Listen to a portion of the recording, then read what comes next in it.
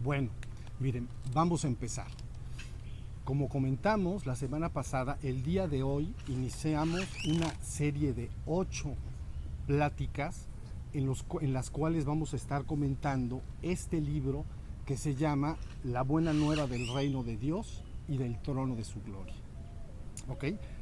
Como saben, el contenido de este libro es el resultado final de una serie de 33 pláticas que se impartieron el año pasado en este mismo jardín en el 2010. ¿Okay? Pero antes de entrar a este libro, me gustaría comentar un poco sobre este, porque solo así entenderemos mejor este otro que vamos a estar comentando durante estas pláticas. Miren, aproximadamente para el 25% de la población del mundo, este libro de alguna manera es el documento que revela el plan de Dios en acción para lograr la redención del ser humano y regresarlo al reino divino, a Dios. Es por eso que este libro entonces inicia con un primer documento que se llama el Génesis. Este Génesis lo que hace es, de alguna manera, describir el proceso de creación y posteriormente la caída del ser humano a un reino material inhóspito del cual debe ser redimido. Luego entonces el libro termina, el último documento, con uno más que se llama Apocalipsis. Ese documento de alguna manera lo que está revelando es la consumación final de este proceso de redención. ¿Sí estamos? Miren, la Biblia contiene muchos documentos, pero todos sabemos que está dividida en dos partes. Uno es el Antiguo Testamento y otro es el Nuevo Testamento. Entonces, el Antiguo Testamento lo que hace es inicialmente narrar, como ya comenté, este proceso de creación y caída del ser humano a un mundo material inhóspito, del cual debe ser redimido. Luego entonces transcurre un periodo largo de tiempo en el que, según narra la Biblia, Dios hace varias alianzas con determinados personajes bíblicos importantes, como parte de este plan de redención. Estas alianzas entonces son hechas principalmente con Noé, posteriormente entonces con Abraham, más adelante entonces con Moisés y más adelante aún entonces con el rey David, al inicio de la monarquía judía. ¿Okay? Luego entonces tenemos la otra parte de la Biblia, que es el Nuevo Testamento, formado también por muchos documentos.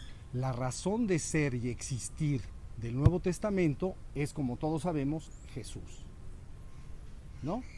Y el mensaje que Cristo o el Hijo del Hombre transmite a través de Jesús al mundo. Se considera este mensaje central en la Biblia, porque de alguna manera lo que hace es abrir lo que se llama el camino de salvación, y lo hace porque señala claramente cuál es el objetivo a alcanzar, es decir, el reino divino, Dios. ¿Ok? Luego, los documentos que conforman este Nuevo Testamento, seguramente los conocen también, inician con 4 evangelios, que son Mateo, Marcos, Lucas y Juan. Estos 4 evangelios lo que están buscando es dejar asentado precisamente este mensaje. Es decir, que narran los discursos y los relatos de Cristo. Quiere decir sus dichos y sus hechos.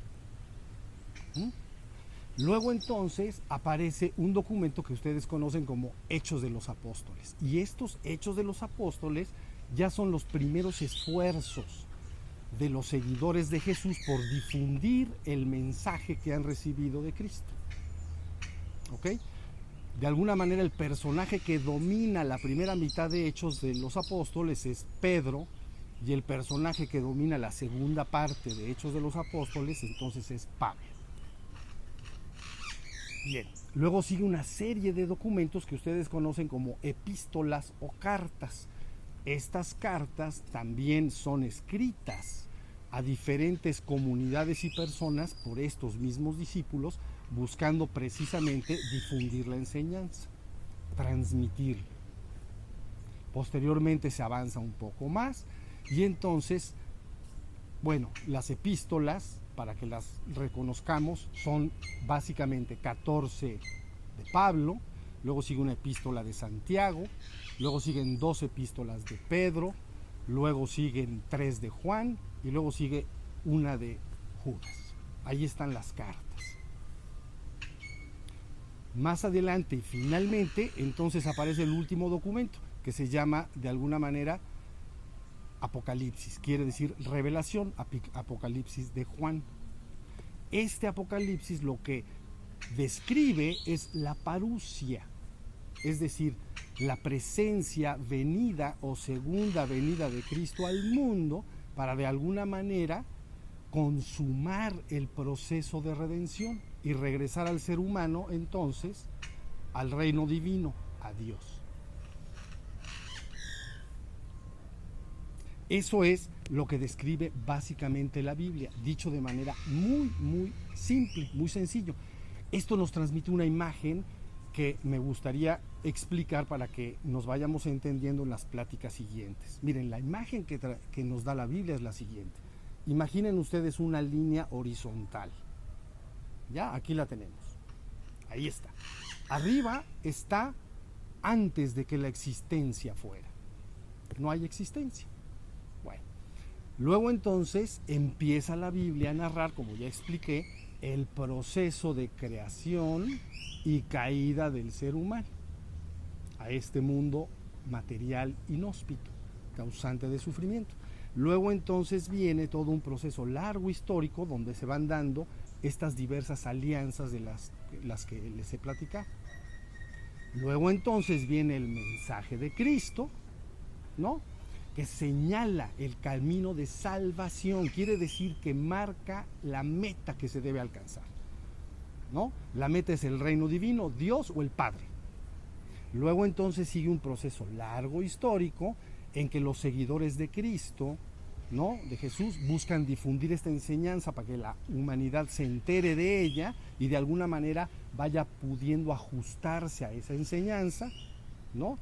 Y entonces finalmente viene la parusia, en la cual de alguna manera Cristo o la conciencia de Cristo, como iremos hablando poco a poco en las pláticas que vienen, de alguna manera termina de revelar y consumar el plan de salvación y regresar al ser humano de regreso entonces al reino divino o Dios. Entonces voy a repetir la imagen porque es muy sencilla pero muy importante, lo van a ver después por qué. Está la línea, ¿ya?, antes de que el mundo fuera. Entonces viene la creación, la caída, el proceso largo histórico del que estamos hablando, ¿no?, ya en el tiempo y el espacio. Viene Cristo, sigue el proceso histórico y luego de regreso a Dios. Bueno, entonces otra vez es una línea así, viene y cae. Ahí está. ¿Ya? Muy bien. Una vez que hemos platicado de manera muy superficial, pero crean, atinado lo que la Biblia quiere transmitir, entonces de alguna manera ya podemos platicar sobre este otro libro. Miren, este libro fue escrito con el objeto de guiar a todos hasta la verdad completa, es decir, hasta el reino divino, hasta Dios.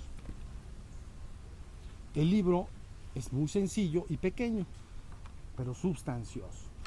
Hagan de cuenta que consta de 4 capítulos. El primer capítulo se llama La verdad y la ilusión. El segundo capítulo se llama La ilusión. El tercer capítulo se llama La verdad.